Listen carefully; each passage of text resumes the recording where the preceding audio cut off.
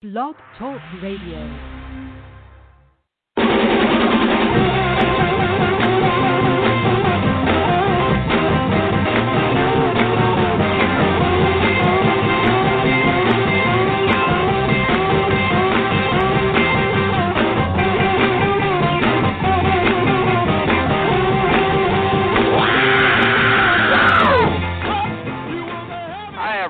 Hi, Recruiting Animal here on September 9, 2020. You know, last week, at the start of the show, I said we're in the last quarter of the year. Of course, I have very sharp listeners. They criticize me. Yeah, I can't count, okay? I can't figure it out in my mind. Anyway, listen, according to what I've read, this will be short.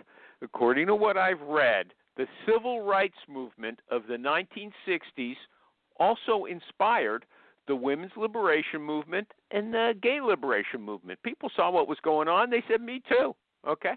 And based on what I read this week about diversity, this round of protest, might do something similar, trigger some other similar movements, specifically with regards to appearance and grooming. There's a new law in California, and it's called, I think, the Crown Law, and it prohibits discrimination against hairstyle, right? And I just read an article that was complaining about bias against short men, and the figures quoted were absolutely outrageous. Listen to this.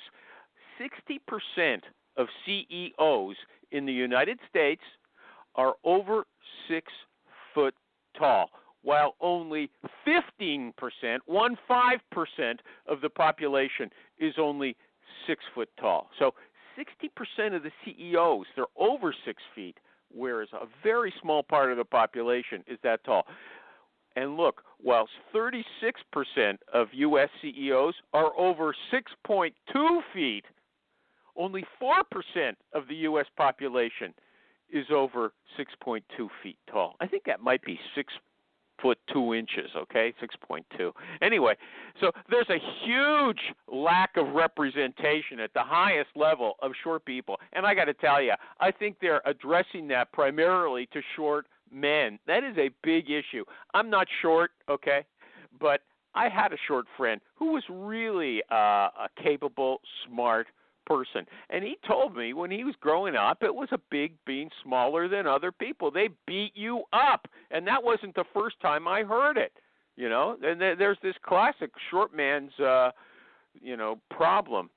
Anyway, that's another story. I think it's called Napoleon Complex. Okay, anyway, recruiters, this is what it said. Recruiters are naturally trying to fill a role with someone who looks like the kind of person who should have the role, sorry I'm reading this, based on their preconceived bias.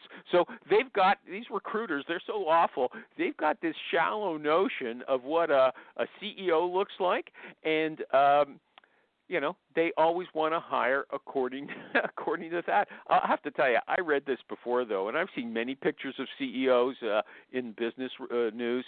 They never look that good. Okay, so I don't know if this is really true. Anyway, we'll find out on Jerry.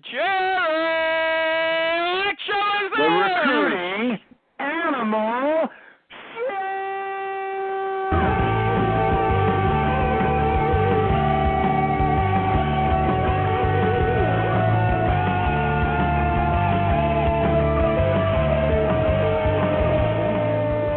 Thank you, Jerry. Thank you. Thank you again. You're going to say You're welcome, thank you, Animal. Animal? Okay. That's all I wanted to hear. I want to thank You're the welcome. sponsors. Great. Okay. StaffingDebt.com. Man, if you have clients, you're a third-party agency recruiter, and you have clients that are trying to cheat you with backdoor hires, hey, go to these guys. They specialize. In fact, they only work with recruiters. They do collections for recruiters. StaffingDebt.com.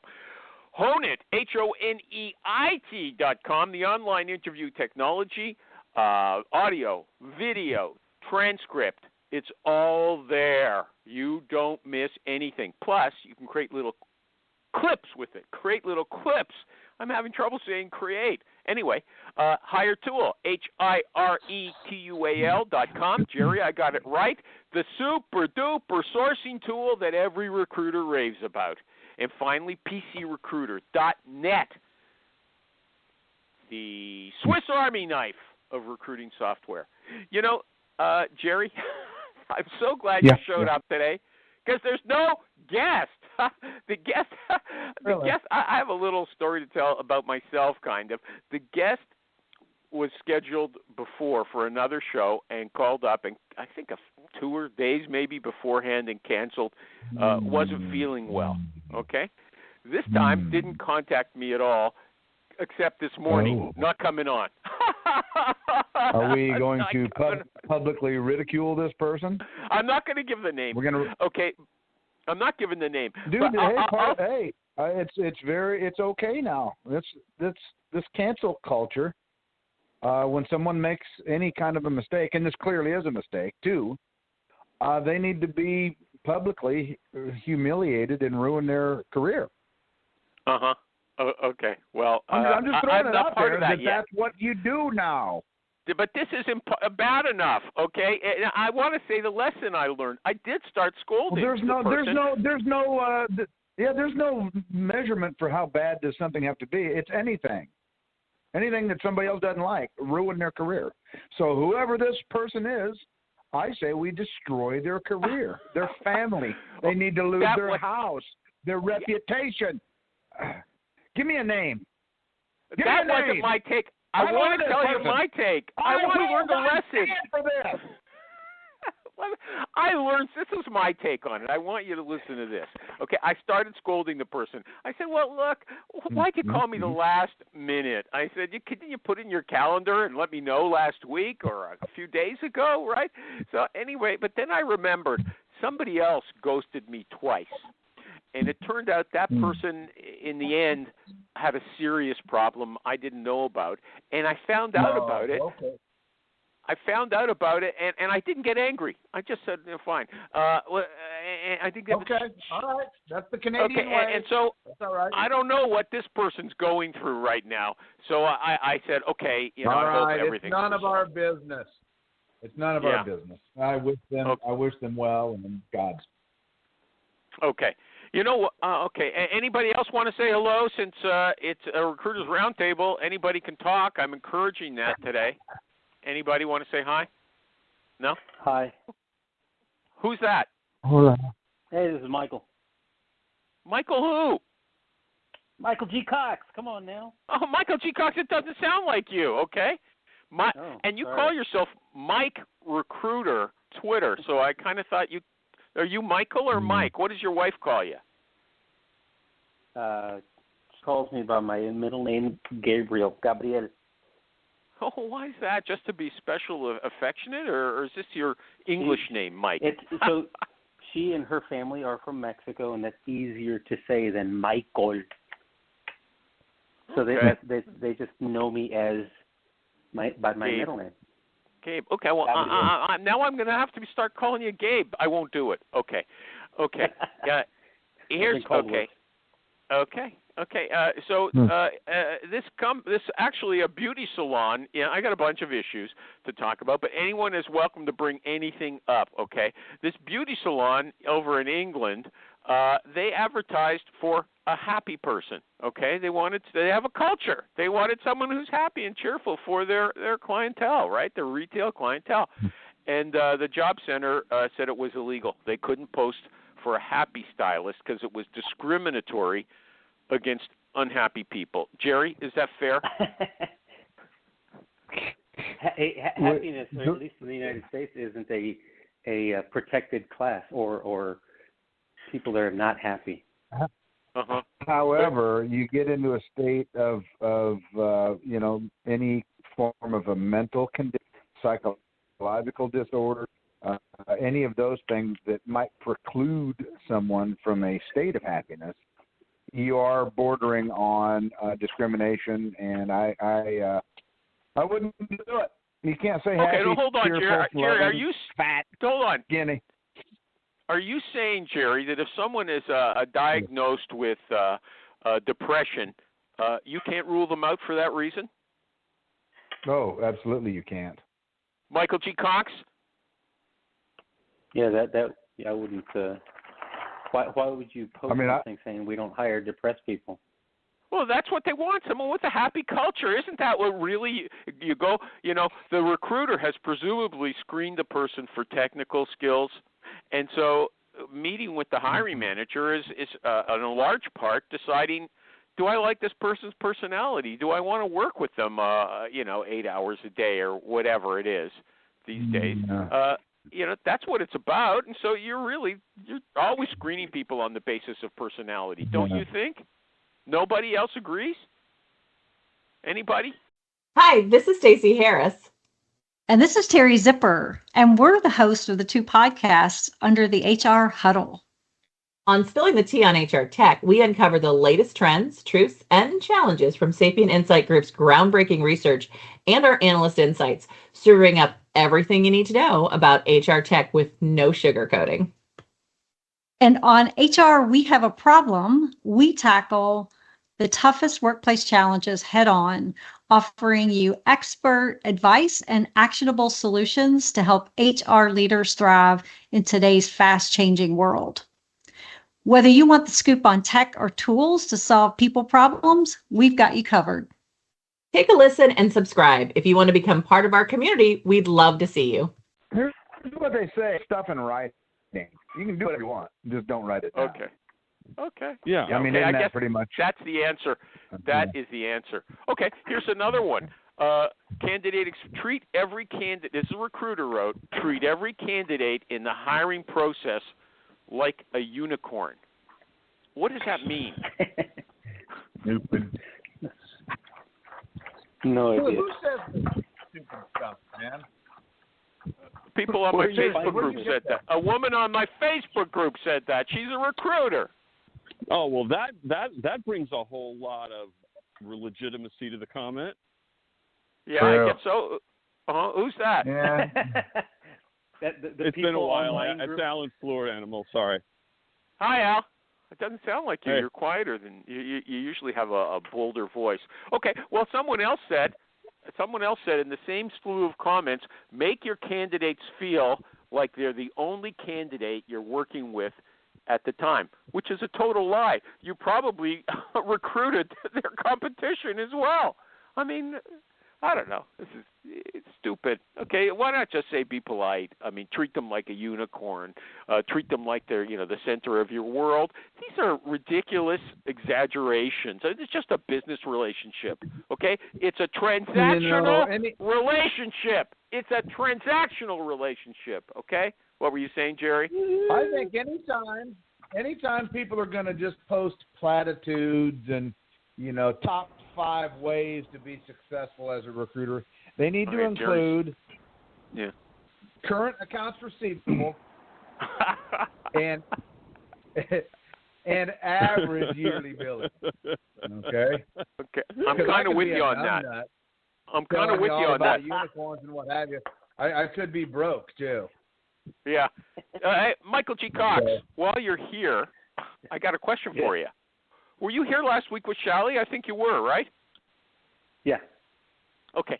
What did you think when he said he would start up, he would work in sales and place the candidate for free and then take a percentage of the commission the person earned for the full year?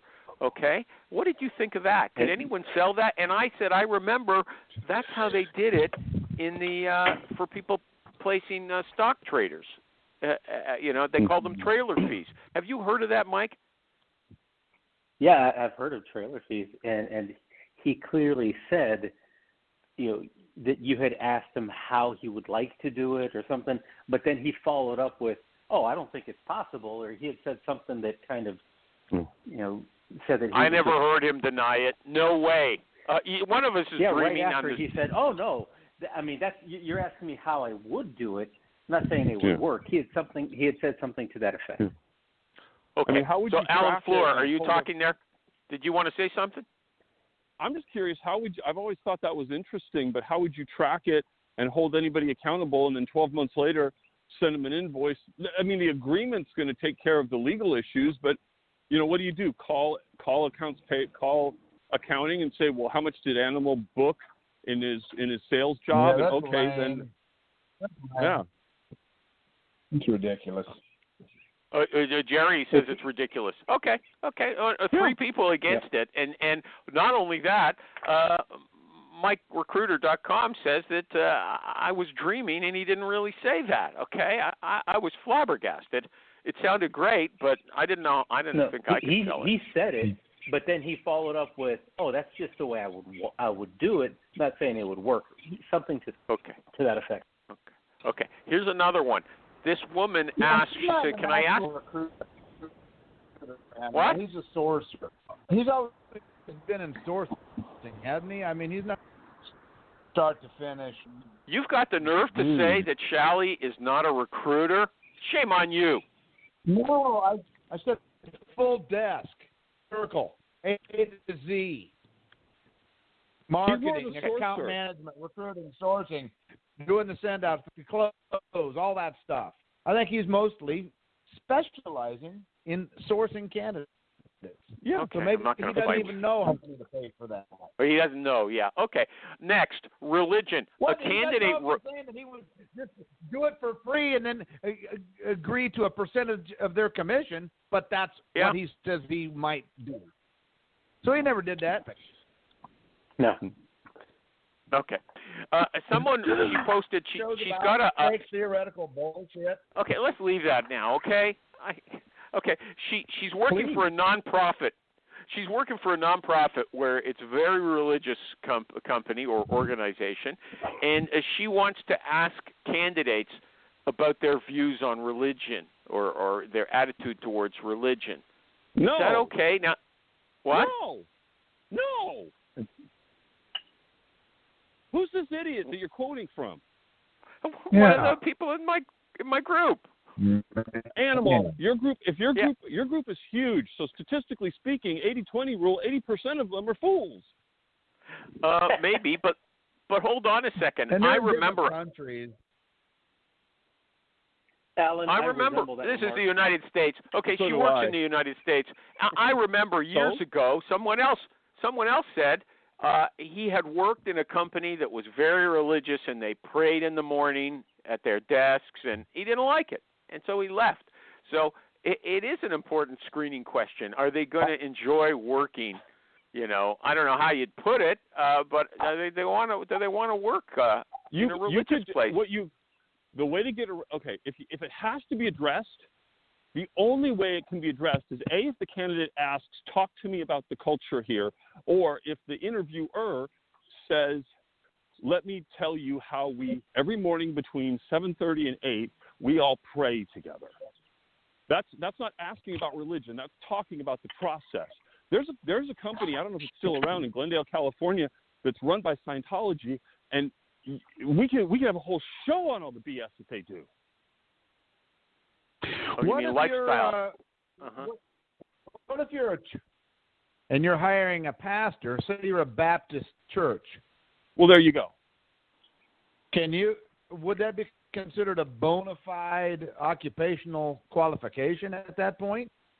Well, I don't know, Jerry. Could it be that how would you, okay, that would be an interesting interview. Wouldn't you just start doing, no, think about it. You just start doing Bible phrase battles, and then you know if you want to hire them or not. Okay, let's move on. Let's move on. Ultimately, if your Baptist church is hiring a pastor, you would want to hire a Baptist minister, wouldn't you?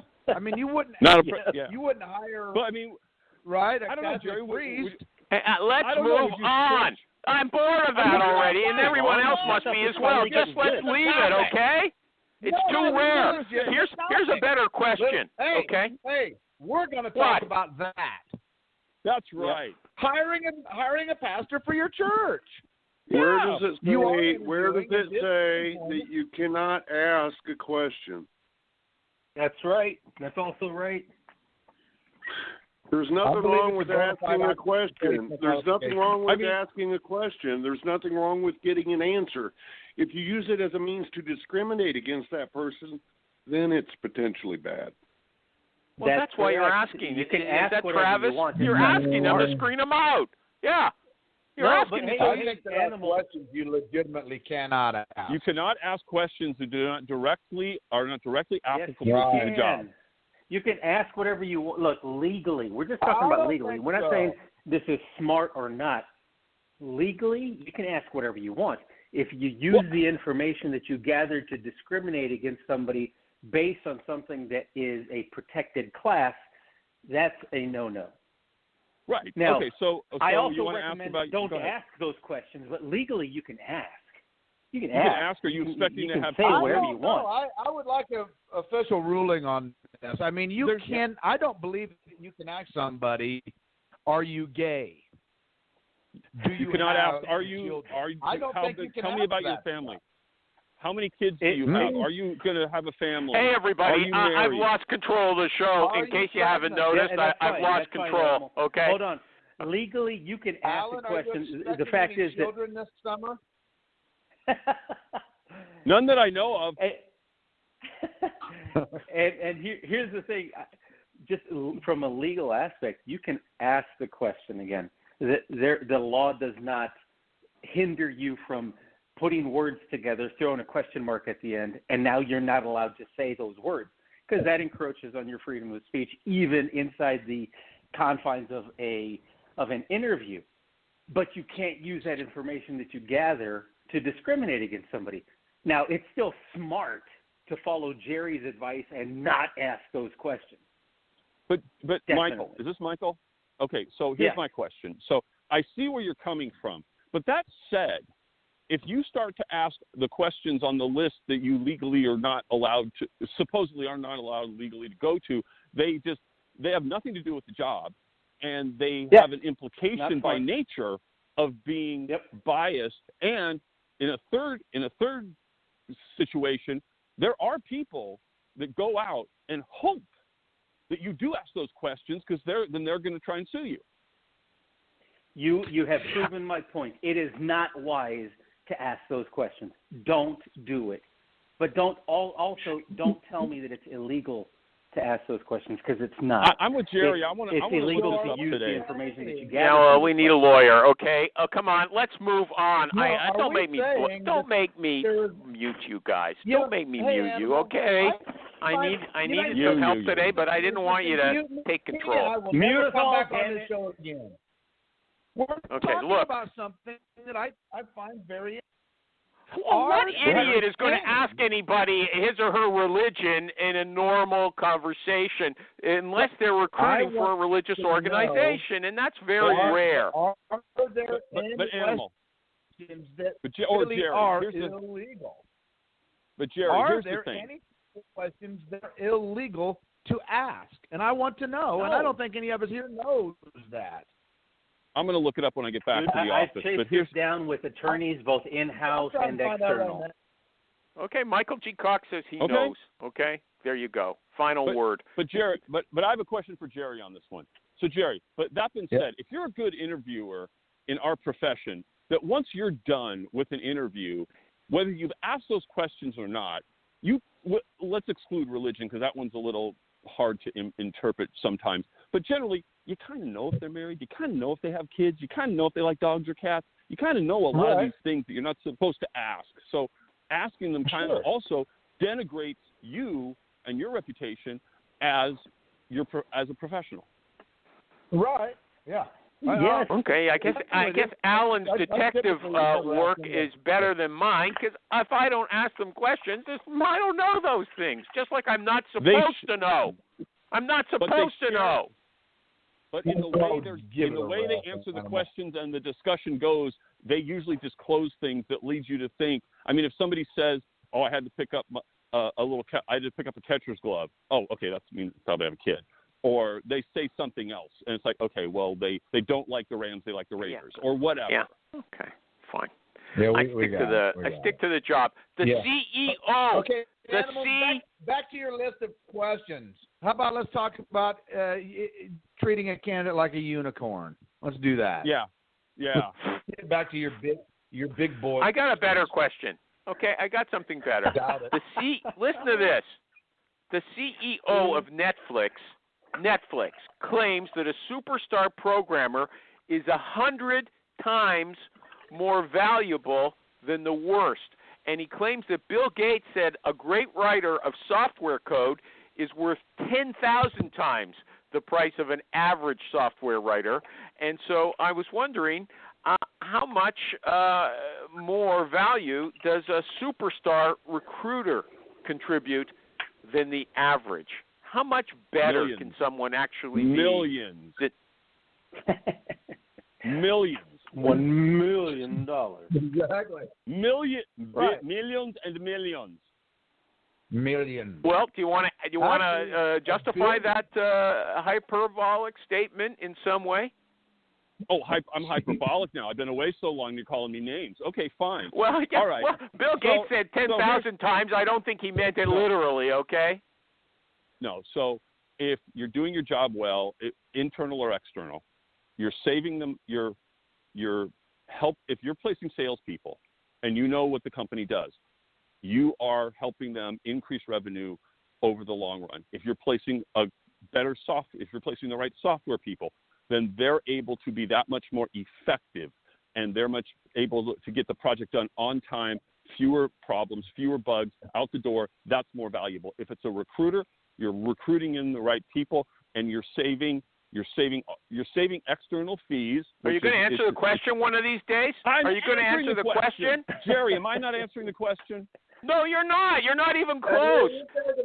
How much more valuable? How many times more valuable is a superstar recruiter than a run-of-the-mill average recruiter?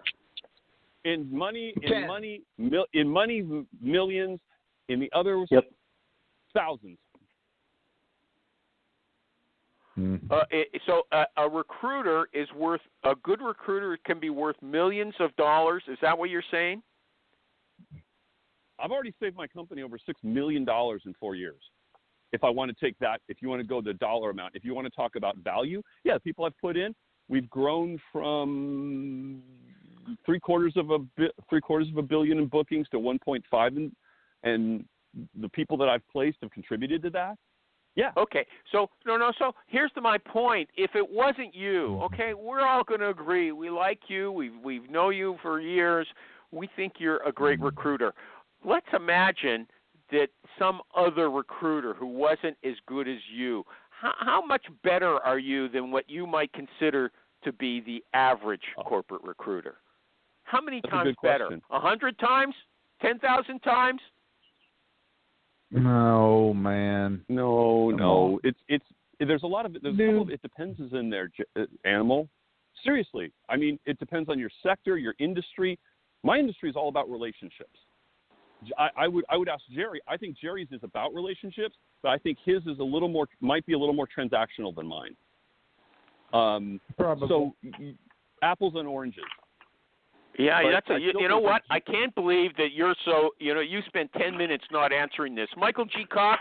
Jesus, I'm worried about a fire coming over a ridge and taking my house out right now. Right. That's not my problem. That's not my problem. No, but I'm trying to get the questions answered. I had the guest bail on me. And now I'm having trouble getting you guys who I expected to, be much better than the guest.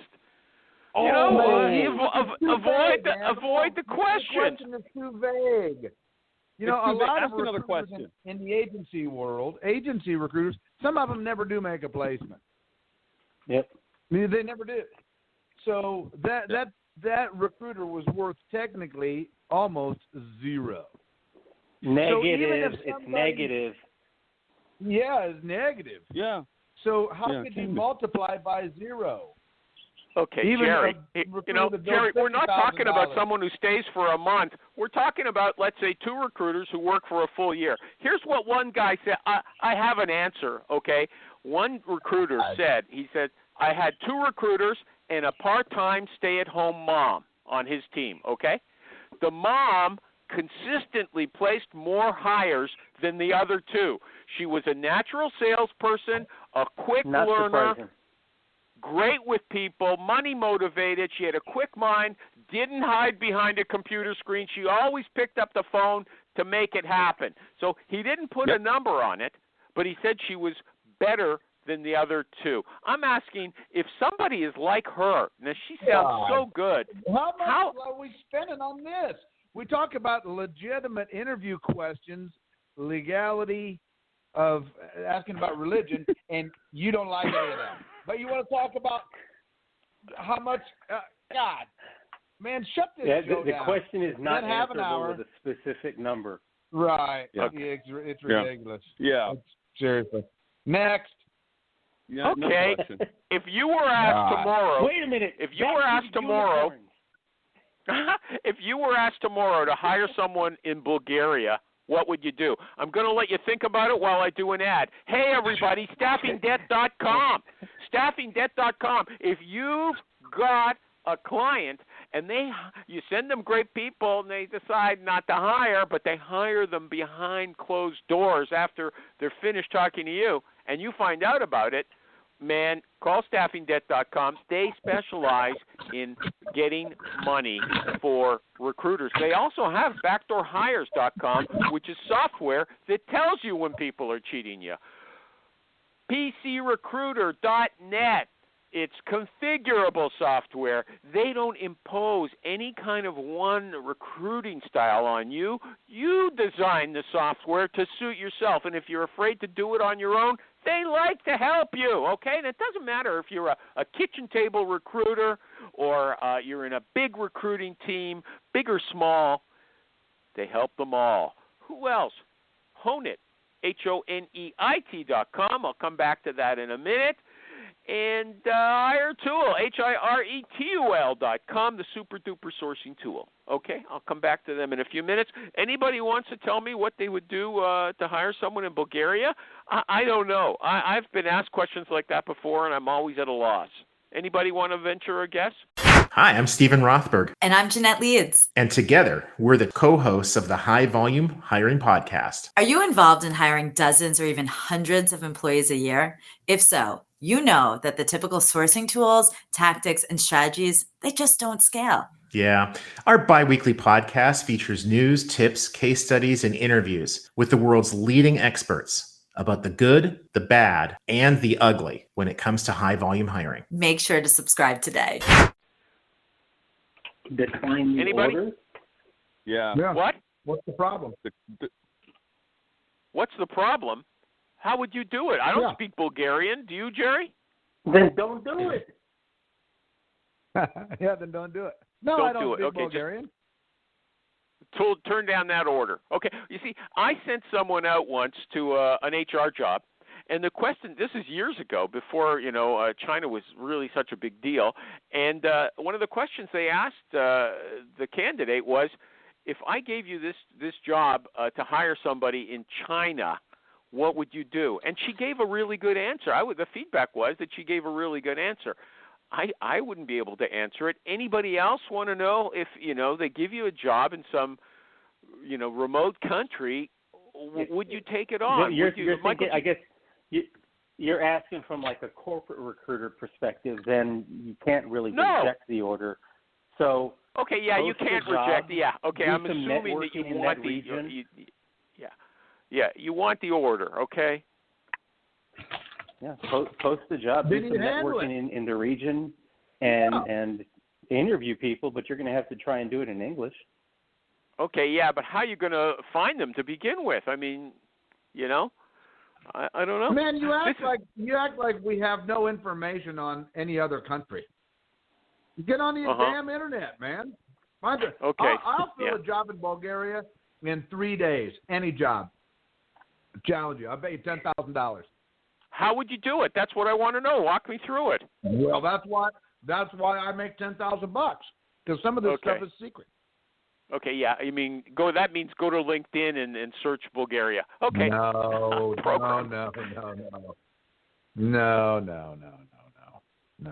Okay. Okay. Some people, a couple of recruiters have had their phone numbers reported as spam, and once that happens, apparently it's really hard to get it off the list. Anybody else heard of that? I've never heard of it before. A phone number? Yeah, you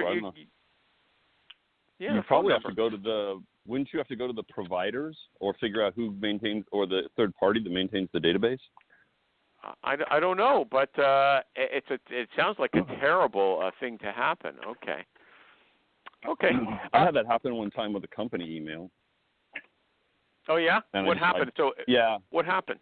I got a notification that some people didn't get emails, and when I researched it, it found out I was on some third-party blacklist, and they actually had a good UI. I submitted it, I provided a note, and I gave them a couple things they wanted, and within 48 hours it was off. Okay. It could matter. I don't know. That's tough. Okay. Here's something. There was a discussion about the difference between agency and corporate recruiters. It said corporate recruiters have a lot of problems carving out time for sourcing and recruiting, whereas for an agency recruiter, that's 95% of what they do. Is that true? Nope. No? Michael G. Cox, nope. You've been corporate. No?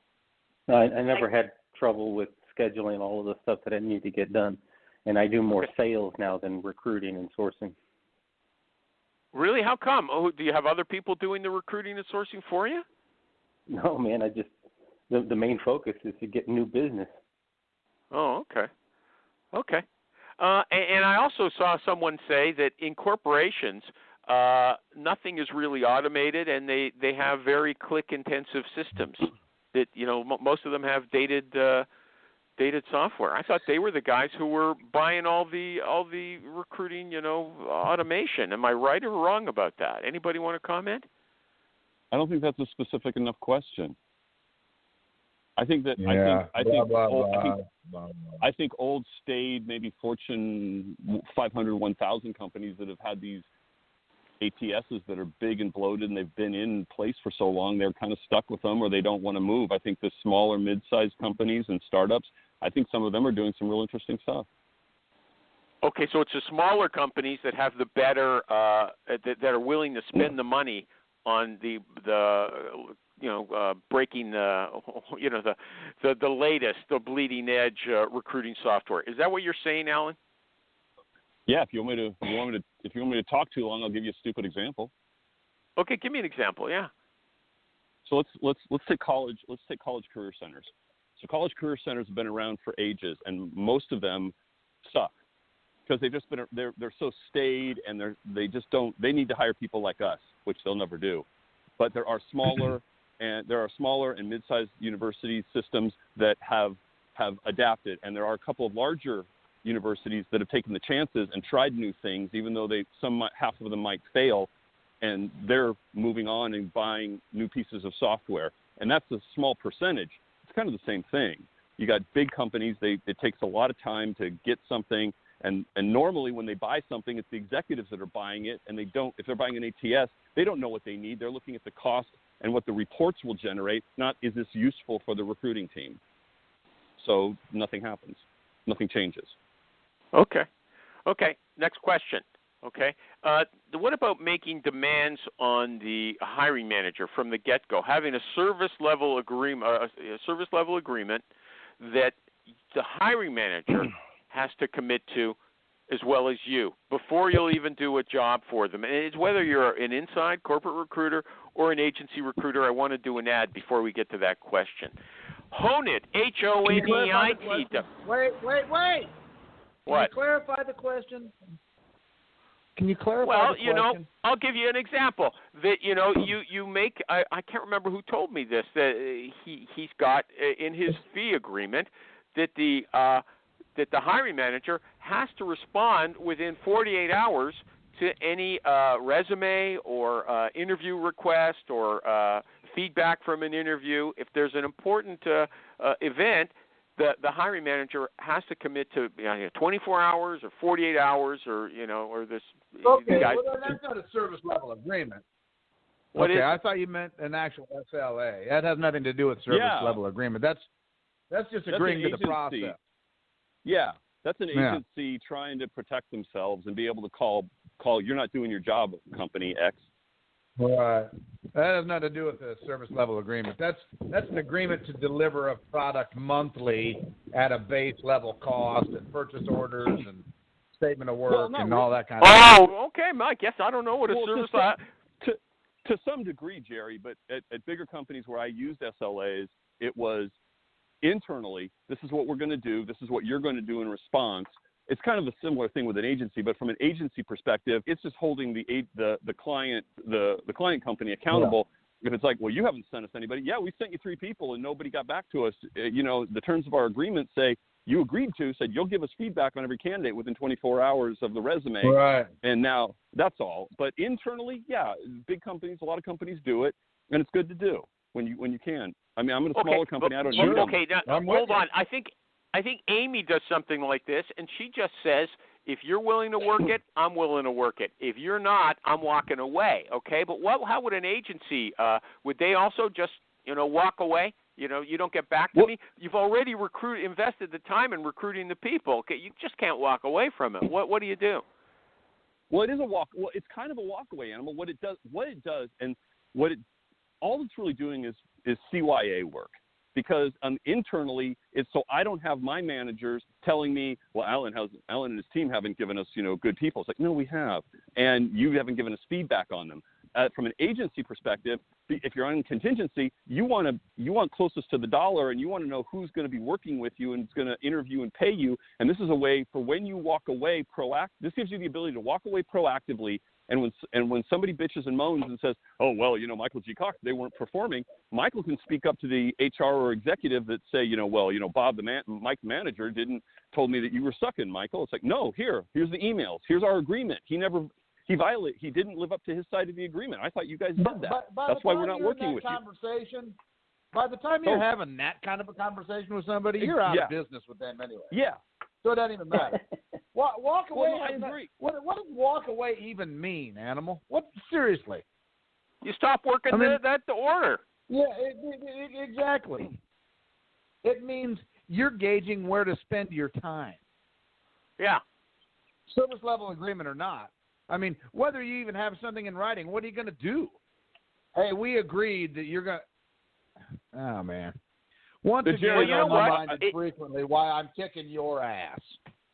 But Jerry, I will tell you, the one time I had authority, such a primitive. But the one time I had authority and put teeth into it is if internally, if they didn't live up to their side of the bargain, then I got the chance to send them the email CC to the CHRO and the CEO that basically says, hey, Steve, in Atlanta, I'm taking Jerry off of your roles. He's not going to be recruiting for you because we've got to get stuff done and you're not responding back. I might be able to get you service in about 4 to 6 months, but I'm not sure. Thanks. See you later. Bye. That gets sent. You want to see Steve in Atlanta call me or the CEO and say, I need people. And the CEO's looking at it going, I'm looking at the email, man. You screwed up. So you better figure out how to get Alan and his team. You're talking as an internal corporate recruiter. I'm no longer going to allocate our resources to your division or your team or your product. Right. An agency recruiter has no leverage, zero leverage. So apples and oranges, Biden. It just might make a point. It's telling the client at the beginning, this is what I need from you, and they might just say, yeah, sure, anything, and not live up to it, but it's still a point where you test the process with one candidate, not 2, not 3, not 4. So you're never so fully invested that you think that you need to stick with it, even though the company's not doing anything. You're walking down the road by yourself, thinking that you're holding hands with somebody. What's the point? There's no walk away or not. It doesn't matter. Yeah. Okay, I like that, walking down the road. I'm going to have to start charging money for this information. Well, no. Dude, that was that's the only thing I like that you said so far today. But I liked it. It's very nice, okay, walking down the road. You think you're on a date when you're you're just a friend. Okay, Hone It, HONEIT.com. It's the online interview technology. Hey, see you all later. Take care, Jerry. Bye, Jerry. Business. Bye, everybody. Good talking with you later. Yeah, right. Okay. Hone It, HONEIT.com. He just doesn't like to hear that someone was successful with an idea he also had. It's all about recording interviews. The thing is, with Hone It, it gives you audio, video, a full searchable transcript, and if you're at the point in the conversation, the recruiter's talking to a candidate and it's a key question, you press a button when the question starts, you press another button when the question's finished, and you've got a clip that you could send to the hiring manager or anybody else on the hiring team, and he or she can listen to the candidate in her own words. If she's got sizzle, if she knows her stuff, the manager's going to hear it. Hone it, HONEIT.com, and Hire Tool, the super duper sourcing tool. If there's a discussion on Facebook about recruiting tools, Hire Tool is one that everybody is raving about. Go to HIRETUAL.com. So who's still here to discuss with me? Is Michael G. Cox still with me? Okay, can you hear there me? he is. Yeah, I can hear you. Okay. And All right. Alan. Still here, Al? Okay, Jerry's gone. Oh, Somebody yeah, else mind, body, and spirit animal. Okay. You know, this is I could answer this for Jerry, okay, but is it worthwhile to drop your fee to get an exclusive? Alan first. No. Why not? If they're willing to give you an exclusive, they're willing to give you an exclusive. And if you do it, if you drop your fees, they always think you're willing to drop your fees for some other reason. No, if you talk like Michael G. Cox said, he's doing business development, and right. You say, look, how many other agencies are working on this? It says nobody right now, but I plan on giving it out to 3 people. Hey, look, just leave it with me, and I'm going to give you a discount. Michael G. Cox, is that a good idea? Or Alan, go ahead. No. Here. You go ahead, Michael. that frame goes straight into cost, and rather than talking about cost or investment, talk about the value that brings that client. Preach. Like what? You know, another way to do well, it. Like what value? Imagine having 3 terrible recruiters working on this, soiling your name in that market, and then submitting the same people over and over and over again, and you know, not controlling and not being really good at the way they present you, your team, your organization. Okay, hold on. Let's take this apart. First of all, you're assuming that the other agencies are no good. That's one thing you said, okay? Then you said... Statistically, he's right. I am. It's a pretty safe assumption, too. Yeah. You know what? A better way to approach that is not to hey, don't call those guys, I'll give you a discount. A better way to do it is, I'll tell you what, give it to us for, I don't know, Michael, I forget what the time would be, 2, 3, 4 weeks on an exclusive basis. I will put all of the company's horsepower to find the right person, the right candidates, and then we'll prove ourselves to you. Yeah, and here's the thing. If I have 30 days on this and I don't bring to you, let's say a minimum of 3 or 5, whatever the number is, candidates that meet all of your basic and preferred qualifications, or at least 90% of what you're looking for in this individual, I'm not the person that I shouldn't even be doing this job. Yeah. But no, hold on. You never know who you're going to find. You never know for sure if you're going to be able to deliver what they want. At this level, he knows. If you're doing just sales in, let's say, the major markets in Texas and Chicago and Tampa, and it's only in certain industries, and that's what you've been doing for the past several years, and you've been building that network of connections within that, and your messaging is on point, no, you're going to have a pretty damn high probability of success. Yeah. Okay. I just don't like you saying right off that you can just assume that the other recruiters are no good. They're going to ruin your brand. I don't know what basis you're saying that on. He didn't say no. ruin. I said that totally. I totally said that, and I'm basing that on the fact that I'd say the overwhelming majority of recruiting agencies or agency recruiters do not do certain things that really provide a ton of value Like and what? I think like what? Like what? Like what? Okay, like say screening you take the a proper candidate intake, Yeah. and you take that intake and you've got all the information that you need, and you say, hey, I'm going to call you back right now with the information that you've given me. I'm going to call you right back, and I'm going to pitch this opportunity to you, and you tell me if I'm off. But I'm pretty sure I understand this position, your organization, and you're going to see how it is that I'm going to be representing you in this position in the market. No, nobody does. You know, things Michael, like that. that's a great strategy. Can I ask you a question about that? Sure. So, I'm wondering, as you know, because sometimes clients don't know everything that they want. By you doing that, you is it reasonable for you to say, and additionally, we might discover additional things about the job as I'm pitching this, as I'm presenting this to you, that we didn't even, that maybe you didn't think about, or it pops into your head, but you're going to get a chance to see how I'm going to represent you to the marketplace. And I only say that because I think there's 3 job descriptions for every job in general. There's the written job description that's all prim and proper. There's the adjusted one if they've refused a couple of candidates. And then there's the last one that usually is never written that really is what they needed. And that's I love that strategy. Hold on, let me understand it. Hold on, no, let me understand it before we go on. So you have an intake session with the hiring manager, and then you say, look, I'm going to figure out my presentation to the candidates, and I'm going to call you, I'm going to role play as if you're a candidate and pitch you the job. Yeah. Is that what you're saying? Yeah.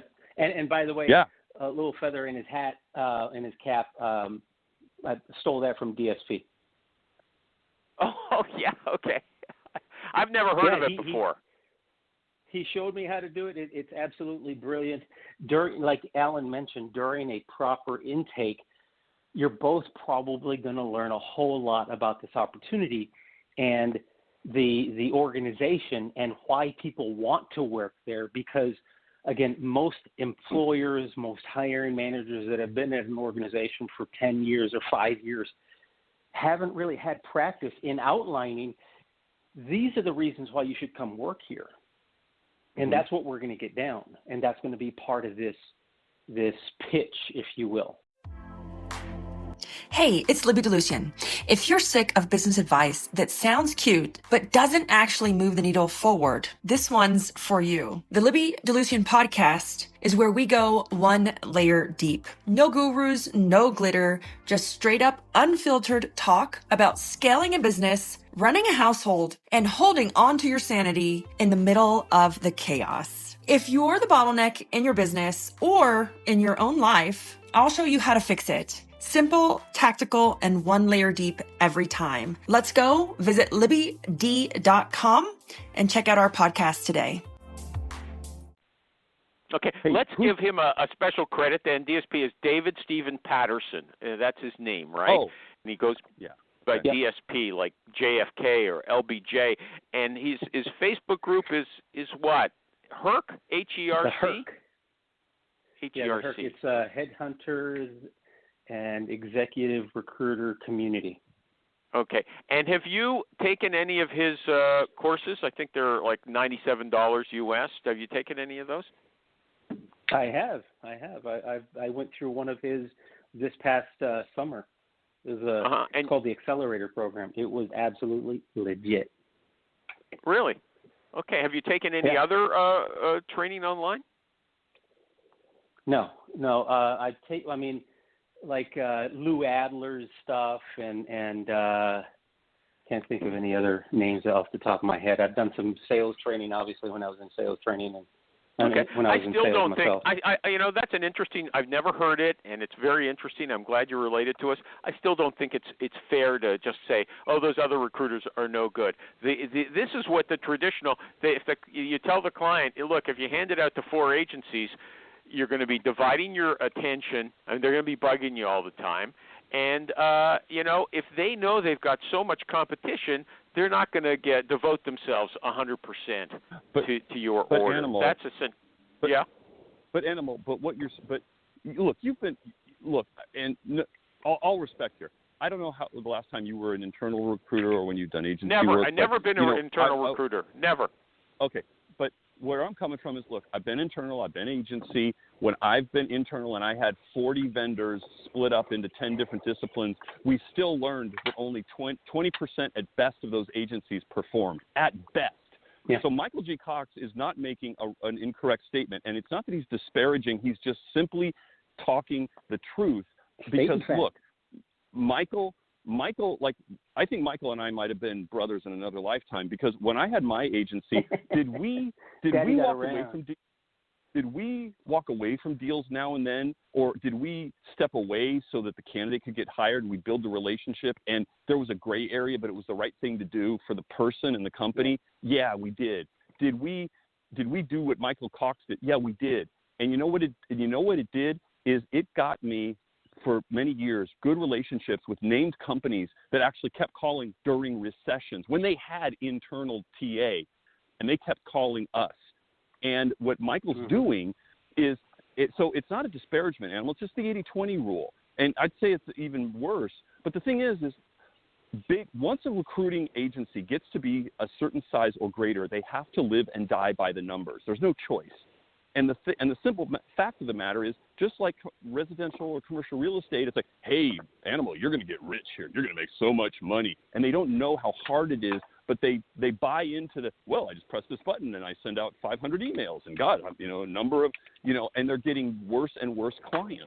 And Michael separates himself by doing things the right way, a better way, a more valued way. The other thing that really helped was, like, when the coronavirus really started to hit the fan down here, the overwhelming majority of my cold calls resulted in VPs of sales saying things like, hey, we're not hiring, we just laid off a bunch of people and furloughed the rest, I'm the last man standing, and by the way, can you help me with my job search? And we would schedule a 1-hour call where I would go through their I had an entire process that I would put together. And those calls have resulted in 100% of the business that I have seen in the past 60 days. And Animal, I'm going to pause you right there, because he just said something so critical that I don't even think you should give it away as a post. You're going to have to hang this up. I'm serious, or you're going to have to pay us some serious coin on this. So I've been doing this.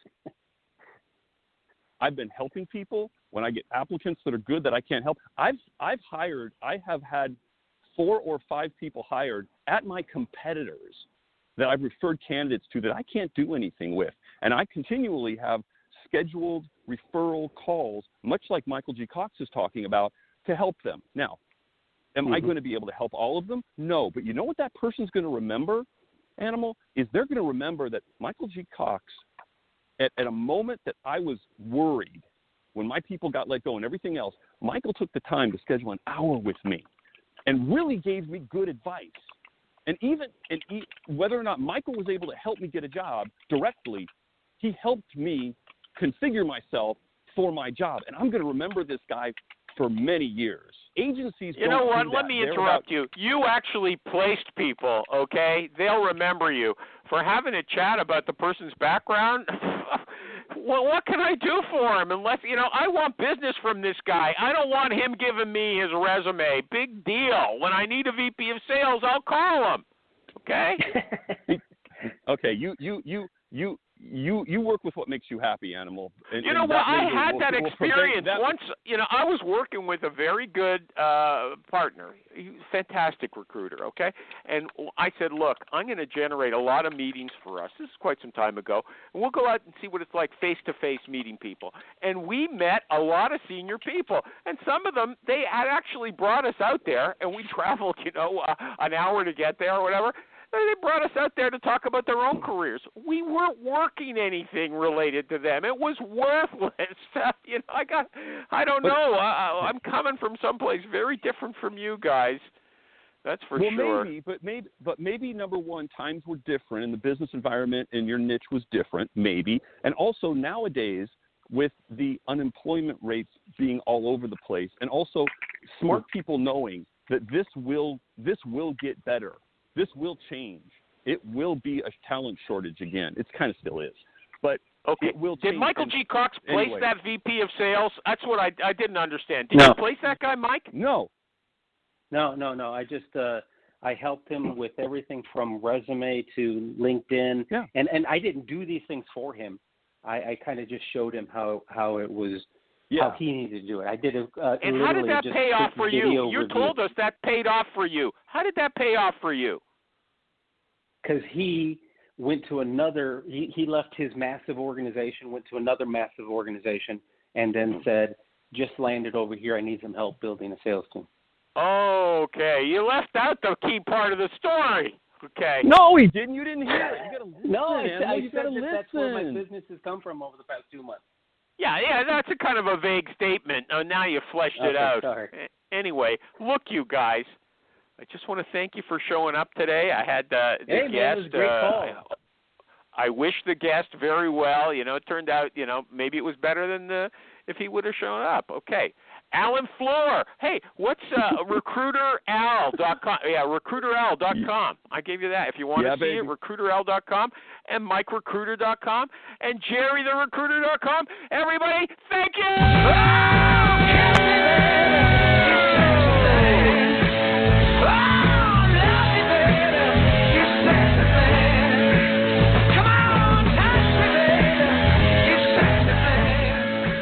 Bill was okay, Animal was okay, but the show itself, same old thing. As a recruiter, there's nothing I'm going to now take to my desk, and I am in a state of constant listening, learning, and applying. That's my thing. I got nothing from this show.